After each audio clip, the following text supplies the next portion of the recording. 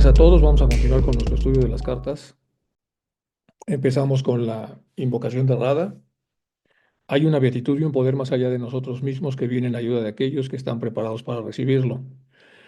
Nos dirigimos respetuosamente hacia aquella beatitud, aquellas grandes fuentes de las cuales emanan incesantemente la fortaleza y la inspiración, hacia todos los que estamos resueltos a abandonar el yo personal para desarrollarnos, aprender, compartir fraternalmente, practicar altruismo y servir sin reserva alguna. Nos dirigimos también con respeto a los grandes seres de luz, nuestros hermanos mayores y divinidades que ayudan a la humanidad, en especial a los amados Chohan, Mahachohan y maestros de sabiduría. Pedimos su auxilio para comprender lo revelable de lo oculto. Permítanos trazar un puente hacia ustedes que nos bendiga y nos facilite la inspiración apropiada. También nos dirigimos a nosotros mismos, a nuestros yoes superiores, y manifestamos que queremos ser como el estudiante fiel en su mejor versión que nunca pone en duda a sus maestros, que siempre les agradece y les ama con devocional afecto, que siempre los admiramos y respetamos porque sabemos que son el divino camino que a todos nos aguarda. Nos habíamos quedado acá, estábamos revisando el prefacio de Isis sin velo, que yo creo que es muy importante tomarlo en consideración. Cuando empieza a trabajarse todo el conocimiento teosófico, se hace el prefacio de Isis que dice lo siguiente. La obra que sometemos a juicio público es fruto de nuestro trato con los adeptos orientales y el estudio de su ciencia. La dedicamos a cuantos estén dispuestos a aceptar la verdad, doquiera que se encuentren, y a defenderla sin temor a vulgares preocupaciones. Su objeto es ayudar al estudiante a descubrir los principios vitales que subyacen en los antiguos sistemas filosóficos. Segunda idea, este libro es sincero. Hemos procurado que en él resplandezca siempre la justicia junto a la verdad expuesta sin mala intención ni idea preconcebida. Tercera idea, nos mostramos inexorables frente al error entronizado y no guardamos la más mínima consideración a la autoridad usurpada, los usurpadores, los que se han metido, o sea, los que han disfrazado de sabios sin serlo. Cuarta idea, reclamamos para el pasado el honor de sus ejecutorias que se le negó desde hace mucho tiempo. Exigimos la restitución de prestadas vestiduras y vindicamos reputaciones tan calumniadas como gloriosas. Eso lo pongo en negrita porque es muy importante. La siguiente, en este espíritu de crítica están considerados los cultos y credos religiosos y las hipótesis científicas. Hombres, partidos, sectas y escuelas son efímeras. Tan solo la verdad asentada en diamantina roca es eterna y suprema. Bueno, es una belleza el prefacio. Entramos a la carta 107. Empieza de la siguiente manera.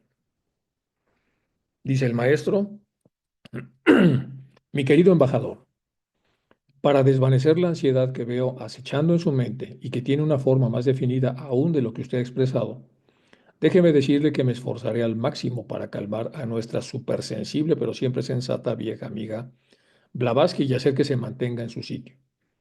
Su mala salud, resultado de causas naturales y su ansiedad mental, ha hecho que se ponga nerviosa hasta un grado extremo, en menoscabo lamentablemente de su utilidad para nosotros.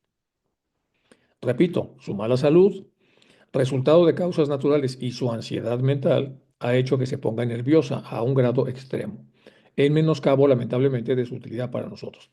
En esta parte nos está diciendo que para ser útiles para los maestros tenemos que conservar una buena salud y por supuesto estar en cuotas de ansiedad razonablemente bajas.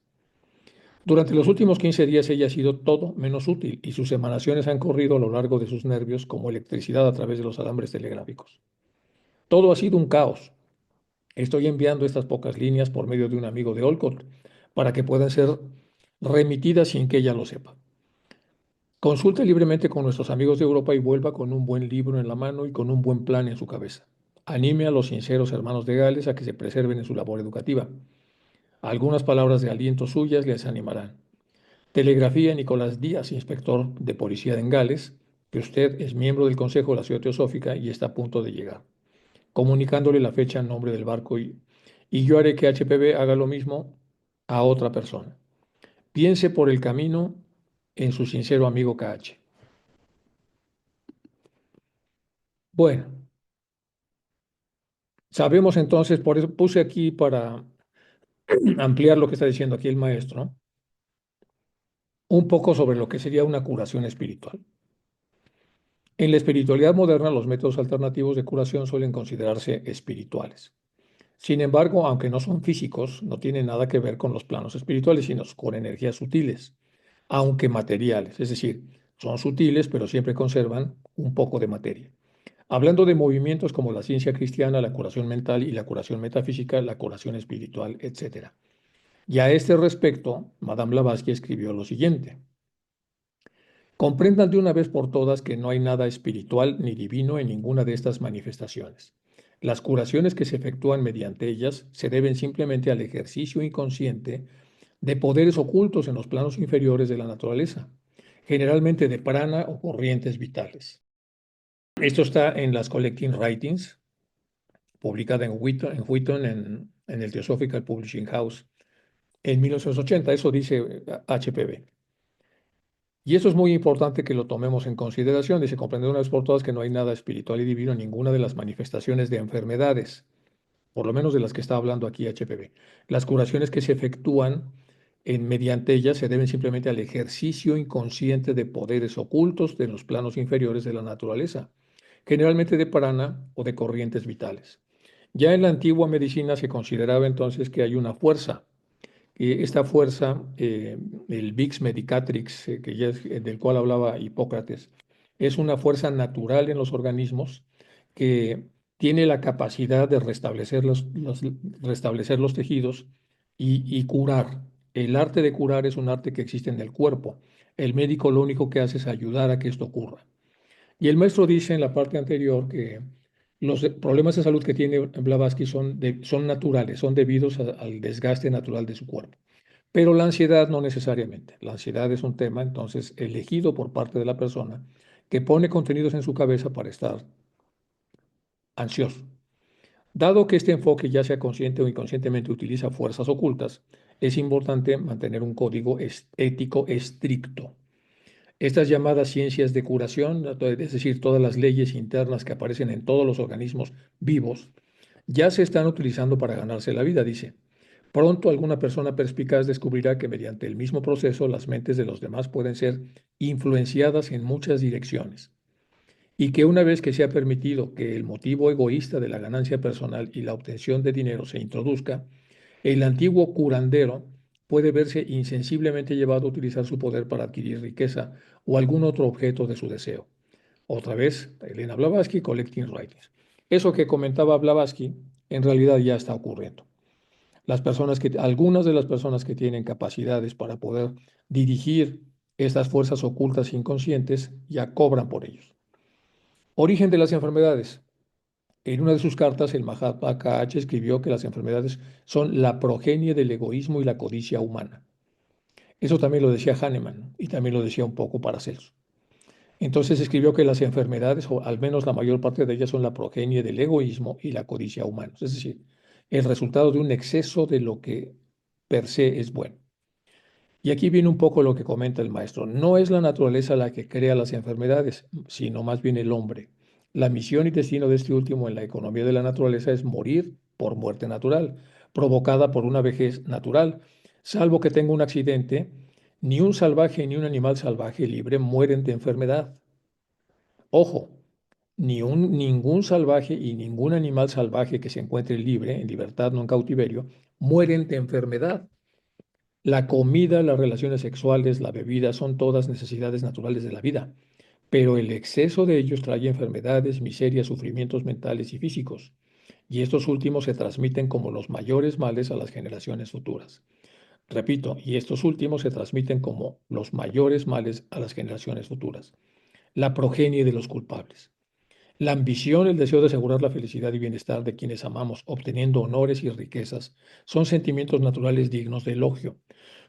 Pero cuando transforman al hombre en un tirano cruel, ambicioso, avaro, egoísta, traen una miseria indecible a quienes lo rodean. Las naciones, lo mismo que a los individuos. Todo esto entonces, comida, riqueza, ambición y mil cosas más que debemos dejar de mencionar, se convierten en la fuente y causa del mal, ya sea en su abundancia o por su carencia. Conviértete en un glotón, un libertino, un tirano y te convertirás en el originador de enfermedades de sufrimiento humano y miseria, que lamentablemente se van a transmitir generacionalmente. Si careces de todo esto, morirás de hambre, serás despreciado como un don nadie y la mayoría del rebaño de tus semejantes te convertirán en un sufriente durante toda su vida. Este está en el libro de las Mahatma Letters a Sinet, en el orden cronológico de Vicente Hauchin. Bueno, sin embargo, esto no implica que toda enfermedad presente sea el resultado de acciones en la vida presente. Con frecuencia son el resultado de un karma pasado, es decir, de actitudes y acciones erróneas realizadas en una vida anterior cercana o lejana. Después de ver todo esto, vamos a revisar otra vez lo que habla aquí el maestro. Dice, su mala salud de HPV, resultado de causas naturales, es un envejecimiento progresivo, normal y natural, como acaba de nombrar, de mencionarlo el maestro en la cita que hace Vicente Hauchin. Y de su ansiedad mental, la ansiedad mental ya es otro tema. La ansiedad mental tiene que ver con la colocación de contenidos, pero la ansiedad mental también está relacionada de alguna manera con el curso del desgaste natural del organismo, del cuerpo, y por lo tanto el aceleramiento de una vejez prematura. Bueno, por eso continuamente el maestro habla de cómo tienen que ayudar a Blavatsky a que tenga, a darle vitalidad por el exceso de trabajo que tiene, el exceso de ansiedad y sobre todo el desgaste que tenía ya su organismo. Un poco más de curaciones mentales y terminamos esto. Eso si alguien lo quiere verificar, véalo en el Theosophy Wiki. Aparece toda la parte de curación mental y es muy grande. Solo lo estoy vinculando para poder ver por qué el maestro puso en ese párrafo esto que puso ahí. Bueno, dice, el concepto de curación mental fue introducido por primera vez en la ciencia cristiana en un sistema de pensamiento y práctica religiosa, desarrollado por Mary Baker Eddy, basado en su estudio de la Biblia. Las principales enseñanzas allí en la Biblia de la ciencia cristiana incluyen la esencia de que la realidad espiritual es la única realidad y todo lo demás es ilusión o error, y que la enfermedad no es real sino el resultado del miedo, de ignorancia y pecado. El reconocimiento y la comprensión de la naturaleza espiritual de la realidad permite la curación a través de la oración, a través de la introspección, a través de la meditación. Más tarde se desarrollaron otros movimientos como la ciencia mental y el nuevo pensamiento que introdujeron el uso de afirmaciones y negaciones para curar enfermedades. Esto es interesante porque HPV trabajaba sin descanso y al final, bueno, todos sabemos que es pues la amanuense más importante que tiene que ver con la transmisión de contenido teosófico. Sabemos la enorme importancia que tiene sus obras, por eso arrancamos con el prefacio de lo que fue Isis sin velo. Y también sabemos que a veces una vida sí se desgasta, pero también sabemos que una vida sí es enormemente útil. El tema entonces del desgaste cuando se está acabando la vida de la persona tiene que ver que a dónde está ubicado ese desgaste. Si está ubicado a la creación de las obras que por suerte nos dejó a todos para que las estudiemos, tendríamos que hacer una pausa para poder evaluar entonces el uso correcto que cada quien hace de la posibilidad de que pueda renovar su prana a través de los diferentes excesos que pueda cometer para que se generen obras importantes. Bueno, al respecto, entonces, Blavatsky escribe, es cierto que todas nuestras enfermedades son el resultado de creencias erróneas. El niño que no tiene ninguna creencia, ningún conocimiento, concepción verdadera o falsa sobre el tema de la enfermedad, contrae escarlatina a través de la transferencia de gérmenes, no a través del pensamiento, dice Blavatsky. Blavatsky cuestionó la infalibilidad de la conexión entre enfermedades y patrones mentales con ese ejemplo. Es decir, no estaba hablando de absolutos, sino que a veces sí y a veces no. Pero la ciencia cristiana va más allá de eso. En una conferencia en Londres se afirmó claramente que toda enfermedad física surge y es el efecto directo de una enfermedad o vicio mental. Por ejemplo, la enfermedad de Bright en los riñones siempre se produce en personas que son deshonestas y que practican el engaño. La pregunta, ¿no estaría en ese caso toda la fraternidad negra de Loyola, cada diplomático, abogado, jurista, como la mayoría de los comerciantes y no comerciantes, infligidos de este terrible mal? Y en esta parte HPV, entonces lo que está haciendo es corregir los excesos que se hacen a través de términos absolutos. Ni en la salud ni en ninguna otra cosa uno puede hablar de términos absolutos, porque es muy complejo. Y como es muy complejo, por eso debemos revisar nuevamente lo que dice aquí el maestro. Entonces, el maestro está poniendo aquí otros ingredientes como el karma y algunas otras cosas, que también son los resultados entonces del desgaste prematuro o no prematuro que puede tener una persona. Y también sabemos que los maestros ayudaron a HPV a que renovara su salud cada vez que estaba metida en medio de los excesos. Lean por favor esto, les dejo este otro slide para que puedan ustedes leerlo con calma en sus casas. Y estamos viendo entonces la vinculación que tiene la espiritualidad o los proyectos personales que son importantes para la logia blanca, el desgaste natural de un cuerpo que tiene su propio karma y tiene su propia velocidad de desgaste, y luego el resultado final, es decir, en qué cosas en las que uno pone el desgaste natural de su propia vida. Bueno, les dejo esto entonces para que lo revisen. Aquí tenemos las posturas de Annie Besant al respecto y también otra quote del maestro KH. Ya para terminar eso, que dice que para curar enfermedades no es indispensable, aunque deseable, que el psicópata sea absolutamente puro. Hay muchos en Europa y otros lugares que no lo son.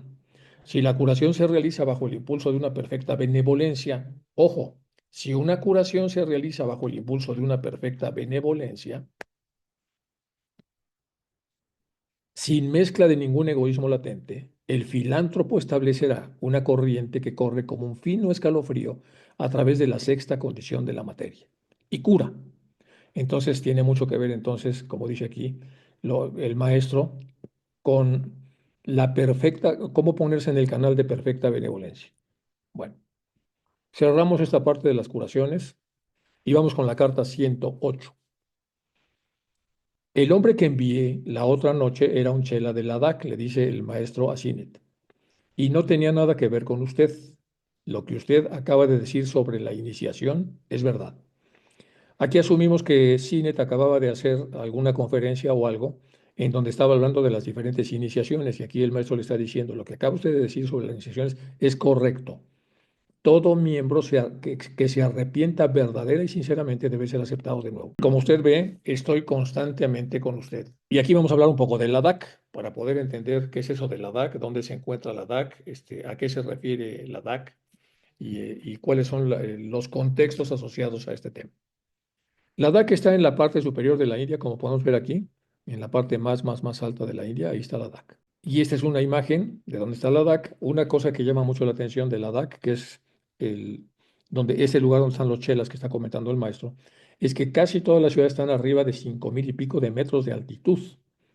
Entonces aquí vienen nada más algunas de las altitudes de algunas de las ciudades de la DAC para entender cómo está aquello, cómo está ese lugar. En todo lo que es el plató del Alto Tíbet, que es el Tíbet occidental, pasando del Tíbet central en donde está Lhasa, entonces llegamos a este reducto, el reducto más alto, que es donde está Ladakh. Y en este Ladakh es donde hay mucha actividad espiritual, es donde están los chelas, donde hay muchos maestros, etcétera. Y estamos hablando de una enorme altitud. Aquí se ve entonces la parte más baja dentro de estas enormes altitudes, donde hay un valle verde y inmediatamente después aparecen los platós enormemente altos. Entonces, el hombre que envié la otra noche era un chela de Ladakh. Así es como está empezando a explicar esto. Bueno, vamos a hablar un poco de Ladakh también para empaparnos un poco de lo que el maestro está diciendo, Ladakh al día de hoy.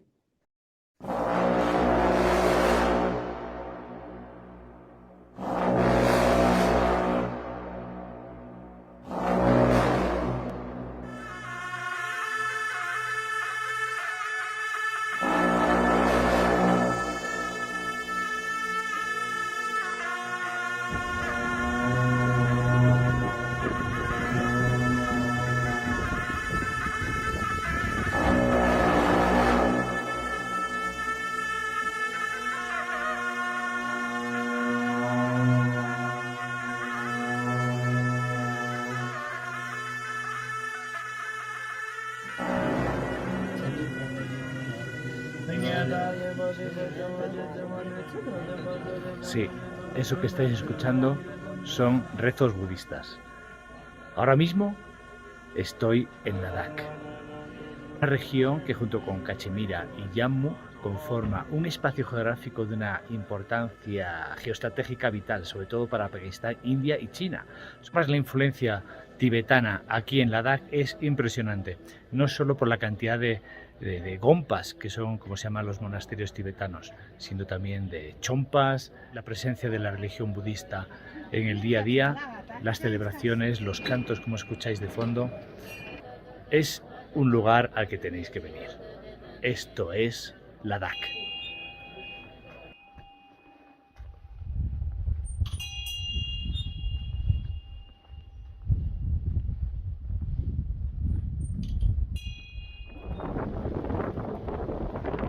algo a Ladakh se le llama el país de los pasos de alta montaña, entre 4 y 6.000 metros.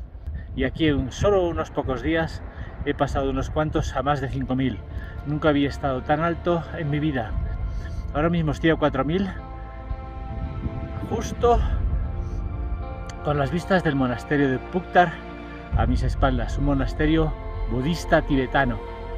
Por algo a Ladakh se le llama la pequeña Tíbet, pero tened en cuenta que los budistas tibetanos llevan aquí más de 1000 años. ¡Yule! ¡Yule!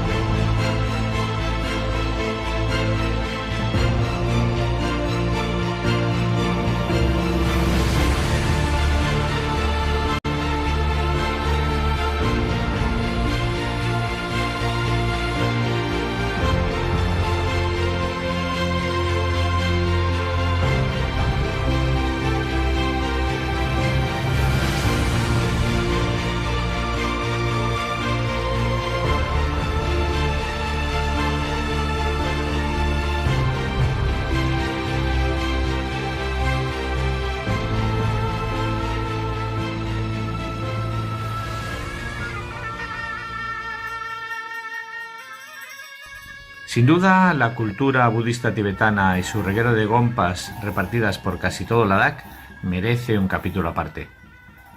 La influencia del budismo es tan grande que sigue marcando el día a día de gran parte de los habitantes de esta remota región del noroeste de la India, así como su calendario festivo y sus principales celebraciones.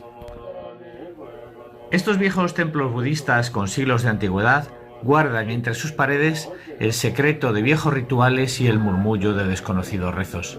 Son el lugar sagrado donde se conservan las esencias del budismo tibetano más tradicional y auténtico. Si venís a Ladakh, aprovechar para presenciar una puja a primeras horas de la mañana en las salas de oraciones de algún monasterio. Es una ceremonia en la que los monjes, pequeños y mayores, desayunan y rezan al mismo tiempo.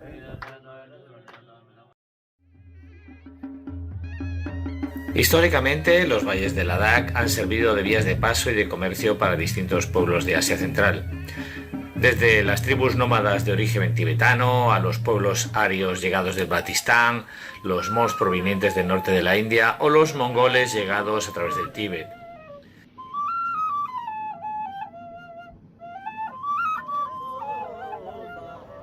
Y esto explica por qué la gran mayoría de la población de Ladakh no es hindú. Además, algunas minorías, como los Brokpa, mantienen algunas costumbres y creencias animistas a pesar de que profesan mayoritariamente la religión budista.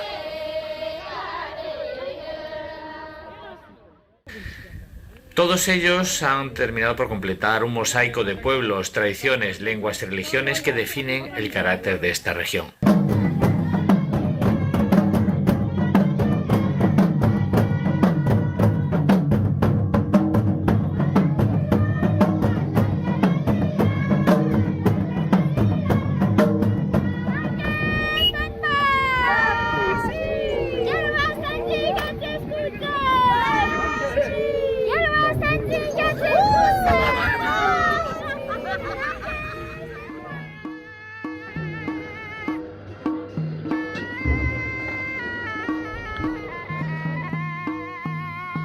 Y para terminar este viaje a esta fascinante región del noroeste de la India, que es Ladakh, estoy en el monasterio de Lamayuru, una gompa budista tibetana fundada en el siglo XI, situada a unos 3.500 metros de altitud y a unos 130 kilómetros de la capital de la región, que es Leh. Pero si he venido hasta aquí es para ver el festival anual conocido como Yuru Kati.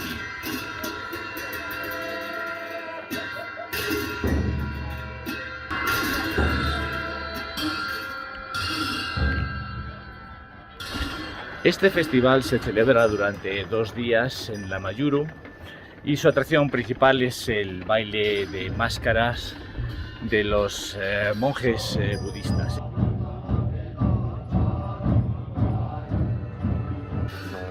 Sin duda, este es el colofón perfecto para este viaje de más de 2 semanas por esta región conocida como la Pequeña Tíbet, y con toda razón. Un lugar donde el budismo marca los ritmos diarios, los rituales y el carácter de la gente, que por cierto es majísima. Este viaje a Ladakh ha sido todo un sorpresón. Descubres una región que vive todavía anclada en tiempos pasados, aunque la modernidad está llegando a pasos agigantados. Así que si queréis verlo y vivirlo en su esencia, no tardéis mucho en venir. Si buscáis un viaje diferente que aúne paisajes, contacto humano, autenticidad cultural y una acogida fantástica, no lo dudéis. El Ladakh es una opción a tener muy en cuenta.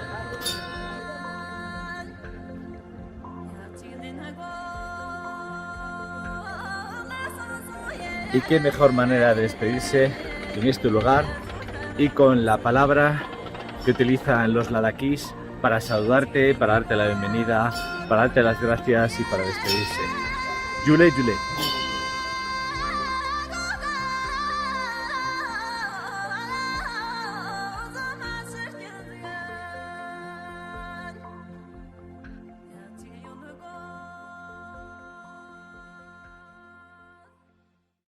Bueno, ya vimos a Ladakh. Se habla mucho de Ladakh en las cartas, se habla mucho de Ladakh en general, los documentos que se hablan o que nosotros estamos viendo. Entonces, consideré que era importante echarnos un chapuzón ahí para ver un poco cómo es esta región y que algunos puedan animarse a visitarla o por lo menos a conocerla a través de un viaje mental, poder ver. Y pues este video me gustó mucho porque la pone a través de un dron lo que es el lugar, arquitectónicamente hablando, pone las tradiciones, toda la parte etnológica, y me parece que está muy bien. Ojalá les haya gustado. Cerramos la parte de Ladakh. Todo esto es a colación de lo que el maestro ya había comentado, de que había mandado un mensajero ahí, un chela de Ladakh. Y ahora nos vamos a la carta 109 y dice lo siguiente: no puedo hacer un milagro o me hubiera mostrado, pone ahí nota entre puntos suspensivos Barker, por entero. Al menos la señora Sinet, a pesar de los juegos de mujer francesa. Aquí los juegos de mujer francesa, yo he batallado mucho para encontrar a qué se refería el maestro, y probablemente se estaba refiriendo a lo que pasó con Juana de Arco, que empezó a especular que tenía comunicaciones sobrenaturales sin tenerlas. Entonces, quizás se refiere a eso, quizá no se refiere a eso. No encontré ninguna cita, pero el maestro así lo comenta. Dice, no puedo hacer milagros, o me hubiera yo mostrado. Mostrado es como que hubiera yo denotado una contradicción de lo que he dicho de que no existen los milagros. Al menos la señora Sinet, a pesar de los juegos de mujer francesa que hay en su cultura, y a usted mismo a pesar de las condiciones físicas y psíquicas, es decir, a pesar de las condiciones físicas y psíquicas reales que no son los de Juana de Arco, por eso la puse, pero no hagamos mucho caso a la parte en roja, simplemente es una anotación que demuestra que no sabía yo realmente a qué se refería el maestro con ese comentario. Bueno, vamos al siguiente renglón que está en azul. Dice, por favor, entienda que mi sentido de justicia es fuerte. Sentido de justicia, y está diciendo que es fuerte. Que yo no le negaría a usted una satisfacción que yo ya di a Rasbani y a Scott. Si usted no me vio es simplemente porque era una imposibilidad. Aquí entendemos que Sinet le está diciendo que por qué no ha podido ver al maestro. Y él está diciendo que él tiene un sentido de justicia muy fuerte y que si no, y que no le negaría a él una satisfacción que ya le dio a Rasbani y a Scott. Si usted no me vio, dice simplemente porque era una imposibilidad. Recuerden que hay una anécdota en donde él, un poco desesperado porque se iba a presentar el maestro, se tomó su copa de martini. Y el alcohol inhibe automáticamente al producir un estado de conciencia anormal y físico, impide la posibilidad de que la persona pueda observar a un maestro cuando se manifiesta. Supongo que se está refiriendo a eso, lo que aquí está diciendo el maestro. Si usted hubiera complacido al maestro KH asistiendo a la reunión, en realidad no le hubiera sucedido nada porque el maestro KH había preparado y previsto todo. Y el mismo esfuerzo realizado por usted para mantenerse firme, incluso ante un supuesto riesgo personal, hubiera cambiado completamente su condición. Aquí están hablando, es una pequeña reprimenda de algo que no hizo bien Sinet. Ahora veamos lo que el futuro nos reserva y con eso se acaba esta carta. Pero en esta carta aparece Ramasvami. Vamos a hablar un poco de Ramasvami. Ramasvami en la carta es muy interesante porque resulta que se le concedió algo a él que Sinet no pudo tener acceso. Entonces, por esa razón es que vamos a revisarlo un poco. Ramasvani es exactamente el de la foto que está aquí, que no hay muchas, nada más hay una o dos. Es este señor que está ahí. También conocido como Ramasvani Iyer. Era un miembro devoto de la Sociedad Teosófica, devoto, y chela del maestro Moria. Ramasvani era su nombre común, siendo Iyer la terminación de su casta brahmánica. En su ceremonia de cordón se le dio un nombre secreto que era Rama Badra, o sea, es el segundo nombre como pasa normalmente en las iniciaciones de este tipo, las de cordón. Por su firma en la carta de protesta del 82 es evidente que había obtenido una licenciatura. Ramasvani trabajaba para el gobierno como registrador distrital de garantías. Según el guía del lector de las cartas de los Mahatmas, el guía del lector, hay un guía del lector, acuérdense de las cartas de los Mahatmas, hay dos mujeres trabajando permanentemente, eso en Chicago. Ramasvir, entonces, era un destacado indio del sur que se unió a la Sociedad Teosófica en 1881 y se convirtió en un chela del maestro M. Murió en 1893, o sea, muy poco tiempo después. Es más conocido en la literatura de la Sociedad Teosófica por su relato de su viaje a Sikkim del 5 al 7 de octubre de 1882 para visitar personalmente a los dos maestros, al maestro Moria y al maestro Kotomi, lo que fue una ocasión muy especial para un chela con una formación tan breve. Escribió a Modar sobre el viaje con una serie de citas que aparecen ahí, todas las peculiaridades que tuvo este viaje que realizó este señor. Contenido: el encuentro con el Mahatma N, recibiendo las cartas de los Mahatmas, karmas entregadas fenomenalmente, recursos adicionales y nota. Encuentro con el maestro M. Moria el 28 de diciembre del 81, recibió su primera carta de su maestro y el 6 de octubre de 1882 lo encontró en su cuerpo físico. Repito, el 28 de diciembre del 81 recibió la primera carta de su maestro y el 6 de octubre del 82, menos de un año después, lo encontró en su cuerpo físico. A finales de septiembre del 82, Ramasabayar estaba en Darjeeling. Darjeeling es otra población que está muy al norte de la India, pero en uno de los costados de Nepal. Es muy famosa por los tés que se hacen ahí, por todos los sembradíos que hay de las esencias a través de las cuales se hacen muchos tés ahí. Hay muchos sembradíos de las esencias de, de los tés.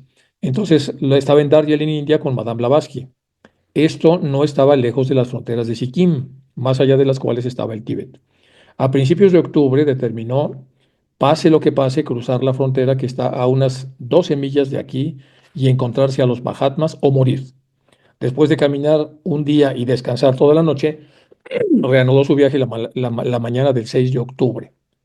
Bueno, entonces estamos viendo aquí lo que es el relato de ese viaje.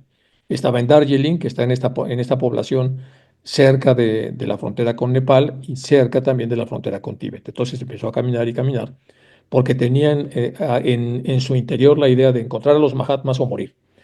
Y aquí estamos hablando un poco del mérito y la determinación, que eso ya empieza a diferenciarlo de lo que pasó con Sinet, que a Sinet le pasó algo, le pusieron como la mesa puesta para que viera al maestro y no lo pudo ver por un error suyo, pero este hombre tenía la determinación a pesar de la corta duración de su proceso.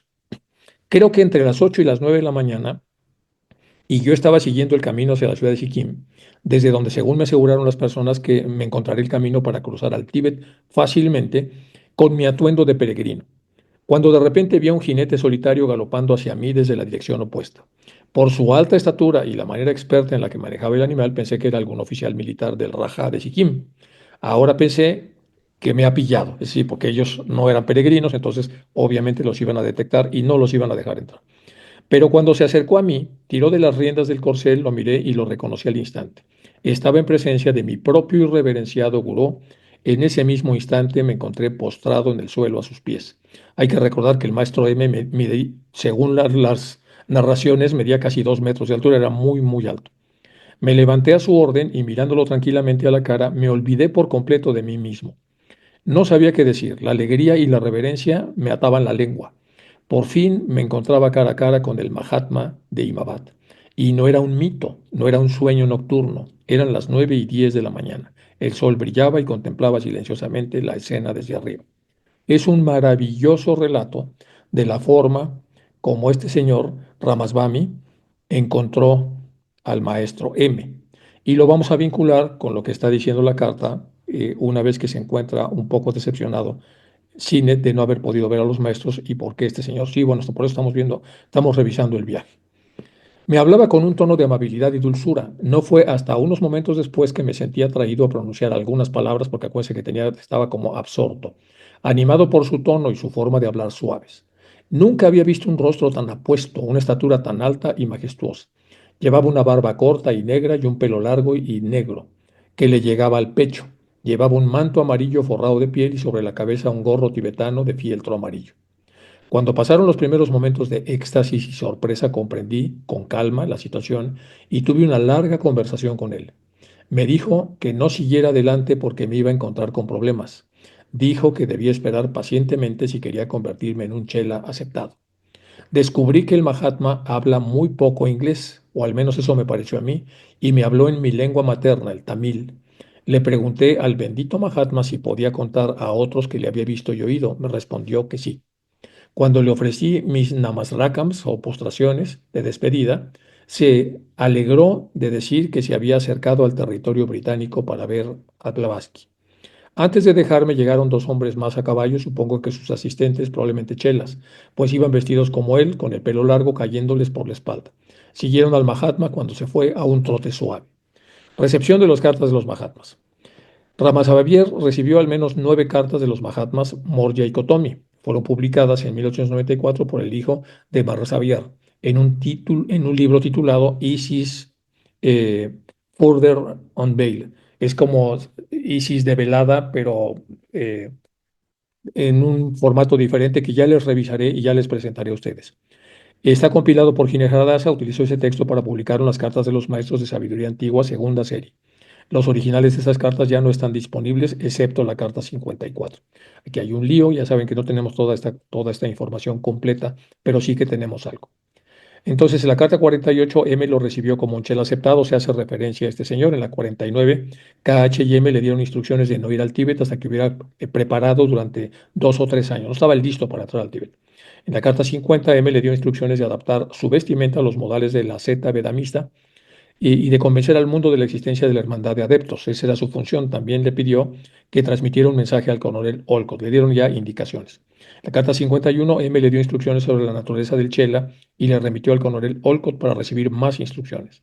La carta 52, M le dio seguridad y en la 53, M le dio instrucciones para llevar una carta adjunta a su barro. Esas son de lo que se conoce, lo que pasó, pero lo más importante es el encuentro. El encuentro que él sí tuvo y Sinet no. Pasamos ahora a la carta 110, después de hacer esta revisión con cierto detalle. Y en esta carta 110 vamos a ver entonces lo que dicen los. Son cartas muy cortas, acuérdense, esa es la parte de misceláneos que puso Barker en la última sección de las cartas que él estuvo compilando. Bueno, empezamos con la carta 110, mi querido amigo. Puedo molestarle pidiéndole que entregue a Darbahiri Nath, cuando lo vea, las 50 rupias que van incluidas. El joven se encuentra en dificultades, pero tiene que ser reconvenido. Y el mejor castigo para un chela aceptado es el de recibir el reproche a través de un chela laico. O sea, es horrible que un chela laico, que no tiene el nivel del chela aceptado, reciba una reprimenda del chela aceptado del chela laico. Por eso lo pongo en rojo. Dice, tiene que ser reconvenido porque cometió un error, es de Darabriginat, y el mejor castigo para él es que un chela laico lo reproche, le llame la atención. En su camino desde Grum, Bengala, perdió el dinero debido a su imprudencia e indiscreción y en lugar de dirigirse directamente a mí, trató de esquivar la mirada, dice el maestro Cache, trató de esquivar la mirada del maestro y pidió a un chela de la etapa probatoria sobre el cual no tenía el menor derecho que le ayudara a salir del compromiso. Aquí está hablando del error que cometió entonces este Darbagirinat. Darbagirinat perdió el dinero y en vez de dirigirse al maestro KH para pues decirle que perdió el dinero, se fue con el chela laico, que era como el que estaba por debajo de él, para que le resolviera el problema. Le ruego pues le diga a Ram S. Gargaya que no ha recibido su telegrama desde Burdwan, sino que llegó directamente a manos de un lama, del cual me lo notificó. Que sea más prudente en el futuro. Ya ve usted ahora el peligro que entraña perder de vista a los jóvenes chelas, incluso por unos días. La pérdida del dinero no representa nada, pero lo terrible son los resultados y la tentación que ello implica. Amigo mío, me temo que también usted haya sido imprudente de nuevo. Tengo una carta del coronel Chesney, muy cortés y bastante diplomática. Varios mensajes como este podrían servir de excelente refrigerador, cuando se pierde un poco la lógica de lo que sería la autocrítica. Yo me quedo en esta parte importante que el Chela, que ya era aceptado, Darvagarinat, si fuera autocrítico y tuviera sentido del orden para hacer las cosas, tuvo que haber aceptado su error y en vez de cubrirlo buscando al Chela al laico, tuvo que haber hablado con mea culpa con el maestro Cache para que él decidiera la manera de reanudar las labores que tenía documentadas, viendo la manera de reponerle el dinero que requería para seguir con su misión. Bueno, esto es lo que dice la carta 110 y vamos a hablar ahora con más detalle de esto. Babaji con su barro y Blavatsky es esta foto que se encuentra aquí. Aquí está su barro en la parte de abajo, del otro lado está Blavatsky y aquí está entonces Babaji. Babaji, también conocido como Krishnamachari S., fue un joven brahmin Maratha del sur de la India. En tiempo fue empleado en la oficina de recaudación de Nellore a principios de la década del 80, después de la llegada de los fundadores de la India.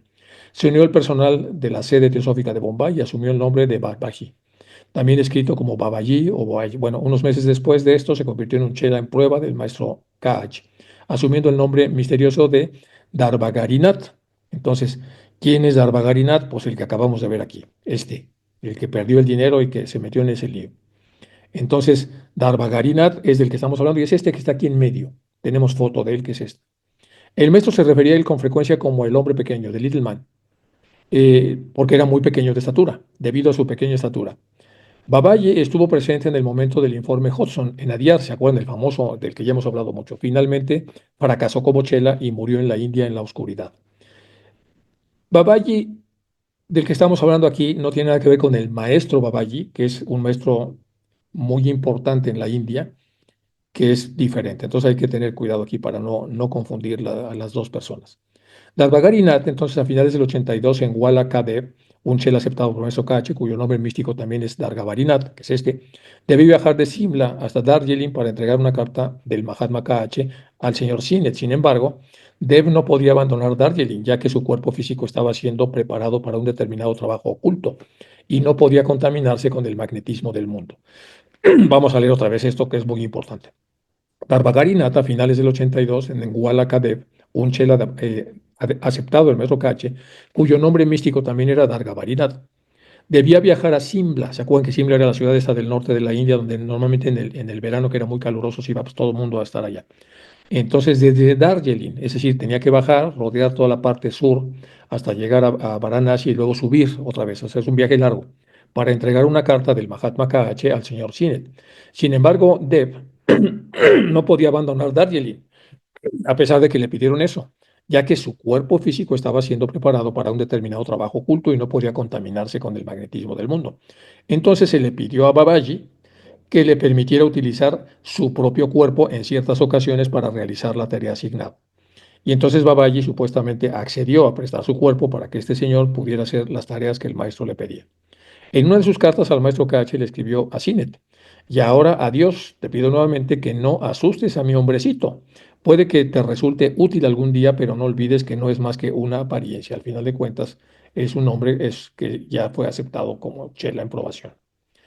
Bueno, parece que después de este acontecimiento empezó a utilizar públicamente el nombre de Dargabarinat, lo que produjo una confusión en la mente de algunos miembros entre los chelas aceptados y a los de prueba. La señora Blavatsky escribió, con este lío monumental que se hizo con tantos nombres, lo siguiente: tiene tanto derecho a llamarse Dargabarinat como Babaji. Hay un verdadero DH Nat, un chela que está con el maestro KH durante los últimos 13 o 14 años, que estuvo en Darjeeling, y es aquel a quien el Mahatma KH le escribió a usted en Simla. Por razones que no puedo explicar, permaneció en Darjeeling, y usted lo oyó alguna vez. Nunca lo vio, pero vio su retrato, su alter ego físico y su contraste diametralmente opuesto a él, moral, intelectual, etc. El engaño de Krishna Swami o de Babaji no reside en que haya asumido ese nombre, pues el nombre misterioso que eligió cuando se convirtió en chela del Mahatma. Pero el aprovecharse de que mis labios estuvieran sellados y las concepciones erróneas de la gente acerca de él, de que él, este Babaji actual, era un chela alto, que no lo era un chela en pruebación, mientras que él solo estaba en prueba, sí tenía derecho a llamarse Darbnat, no tenía derecho a abusar de esa posición asumiendo una actitud que solo el verdadero ocupante de ese cuerpo tendría derecho a asumir y que nunca asumiría sin embargo. Se aprovechó de la posición que se le había asignado temporalmente para perjudicarme a mí a causa de varios teósofos que ven en él al verdadero DHN, cuando en realidad no era él era simplemente Babaji, el que había prestado el cuerpo para que esta situación se pudiera llevar a cabo. Finalmente pasa el tiempo y después de este error que es grave, más el otro error que tenía de la pérdida de dinero, entonces fracasó como discípulo. En febrero del 85 acompañó a Madame Blavatsky y a otros a Europa y se dedicó a ella. Pero en el 86 se volvió contra ella. Es decir, aquí viene el tercer error importante de este Chela en probación, acusándola de profanar los nombres de los maestros al relacionarlos con fenómenos psíquicos. Babaji causó muchos problemas en los círculos teosóficos de Europa e Inglaterra, especialmente en Elberfeld, con la familia Gebhard. Babaji ejerció una considerable influencia sobre Frank Gebhardt y otros teósofos, en general, en esa gran parte porque era un hindú que afirmaba ser chela avanzado sin serlo. En una carta fechada en 1886, escrita por Madame Blavatsky al coronel Olcott desde Elberfeld, Alemania, y publicada originalmente en The Theosophist, ella escribe: y ahora, desde que llegó aquí, me dijo en la cara delante de toda la familia Gebhardt que no sabía nada de enseñanza esotérica. Isis estaba llena de errores ridículos, mis artículos teosóficos lo mismo. Se le subió el humo a la cabeza, se puso totalmente narcisista, y vean ustedes cuánto narcisista ha habido en esa época y cuántos líos y problemas monumentales causaron a la teosofía. Finalmente, Babaji no logró seguir siendo un chela. Madame Blavatsky le escribió a Leadbeater, que en ese momento era un chela del maestro KH. Leadbeater dice: Babaji fue enviado a Simla con el señor S, es decir, entregó su personalidad a un chela real. Dargabarinat ya ha asumido su nombre desde entonces. Como yo estaba bajo compromiso de silencio, no pude contradecirlo cuando lo escuché alardear de que había vivido con su maestro en Tíbet y era un chela regular aceptado, cosa que no era cierta. Pero ahora, cuando fracasó como probatorio debido a la ambición personal, los celos de Mohini y una rabia y envidia repentinamente desarrolladas, incluso hacia el odio hacia el coronel Olcott y hacia mí, el maestro me ordenó que dijera la verdad. Entonces, hasta ese momento ya Blavatsky pudo hablar con la verdad respecto a este caso que lamentablemente se perdió. Cuando esta carta estaba en camino al maestro KH, se precipitó. El hombrecillo ha fracasado y cosechará su recompensa. Es lo que puso el maestro KH en esta carta. Babaji regresó a la India y finalmente murió en la oscuridad. Bueno, este es el famoso caso entonces que le pasó. Y aquí en esta carta viene una postdata. Dice: me alegro de ver que usted ha reimpreso en el Pioneer, eh, que dice A Day with My Indian Cousins, o sea, un día con mis primos hindúes, por Achirji Sabajé, aparecido en Vanity Fair, una revista. El año pasado yo le había pedido a usted que solicitara al autor de esos ensayos alguna colaboración por el estilo de otro tiempo en el famoso Alibaba. O sea, cuánto lío también que hubo con Alibaba. Pero usted no quiso. Usted pensaba que él no escribía suficientemente bien para el Pioneer. Desconfió de un nativo y ahora sus artículos son aceptados en el Vanity Fair, es decir, en una revista de mucho mayor reputación que el propio Pioneer. Me alegro por el pobre Pasdad. Fue muy alocado, pero posee un excelente corazón y es sincero devoto de la teosofía y de nuestra causa. Aquí vuelve el maestro a señalar un poco este racismo soterrado que tenía Sinet, en donde le dice que usted no quiso porque lo vio que era hindú, desconfió de un nativo, por eso es muy importante, y ahora ve usted lo que ha pasado. Usted desconfió de ese nativo y en realidad el potencial que tenía era mucho mayor del que usted pudo suponer porque lo vio con ojos de nativo y no con el potencial que tenía para escribir artículos. Tengo que consultar con usted. Hume escribe a HPB una carta muy cariñosa. Le envía dos copias seguidas de una carta de él aparecida en Pioneer el día 20, señalando que con solo que la prensa de todo el país quiera aceptar esta iniciativa, la suya, si se presiona el asunto con fuerza, las concesiones materiales se conseguirán para que esto pueda ocurrir y añade, naturalmente usted publicará esto en The Theosophist. Como puede ella hacerlo sin relacionar directamente su revista con la política, puede hacerlo, ya como es que era la editora de Theosophist era Blavatsky.